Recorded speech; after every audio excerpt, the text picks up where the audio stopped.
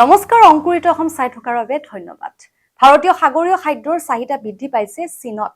ভাৰতীয় মিছা মাছৰ শীৰ্ষ আমদানিকাৰী হোৱাৰ দিশে ভাৰত। 2024-25 বিত্তীয় বৰ্ষত ভাৰতে 7.39 বিলিয়ন ডলাৰৰ সামুদ্ৰিক সামগ্ৰী ৰপ্তানি।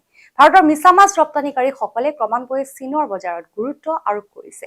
এতিয়া ইকুৱেডৰ, ভিয়েটনাম আৰু ইণ্ডোনেছিয়াৰ ৰপ্তানিতকৈ ভাৰতৰ পৰা ৰপ্তানি হোৱা মিছা মাছ অধিক ব্যয়বহুল কৰি তুলিছে। ঘৰুৱা চাহিদাৰ সমৰ্থনত চীনৰ আমদানিকাৰীসকলে ফৰৱাৰ্ড কণ্টেক্ট অব্যাহত ৰখাত ভাৰতীয় সাগৰীয় খাদ্যৰ চাহিদা দ্ৰুতগতিত বৃদ্ধি পোৱা স্থান হিচাপে পৰিগণিত হৈছে চীন। পূৰ্বে মিছা মাছ ৰপ্তানিৰ ক্ষেত্ৰত আমেৰিকাৰ পিছত থকা চীনে এতিয়া অন্যতম আশাব্যঞ্জক বজাৰ হিচাপে স্থান পাইছে। ভৱিষ্যতে ই ভাৰতীয় মিছা মাছৰ শীৰ্ষ আমদানিকাৰী হোৱাৰ সম্ভাৱনা আছে।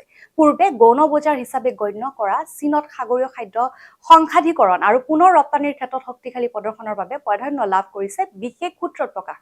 চীনৰ সংসাধীকৰণ গোটসমূহে শুল্কমুক্ত বজাৰত যোগান ধৰিবলৈ ভাৰতৰ পৰা মিছা মাছ আমদানি কৰে, যাৰ ফলত ভাৰতৰ ৰপ্তানিৰ পৰিমাণ আৰু অধিক বৃদ্ধি পাইছে।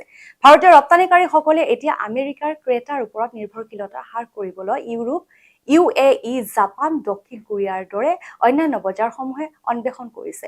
বাণিজ্য মন্ত্ৰালয়ৰ তথ্য অনুসৰি 2024-25 বিত্তীয় বৰ্ষত ভাৰতে 7.39 বিলিয়ন ডলাৰৰ সামুদ্ৰিক সামগ্ৰী ৰপ্তানি কৰিছিল। ইয়াৰে আমেৰিকালৈ গৈছিল 2.68 বিলিয়ন ডলাৰৰ সামগ্ৰী। 2023-24 বিত্তীয় বৰ্ষত আমেৰিকাৰ অংশীদাৰিত্ব আছিল 2.50 বিলিয়ন ডলাৰ।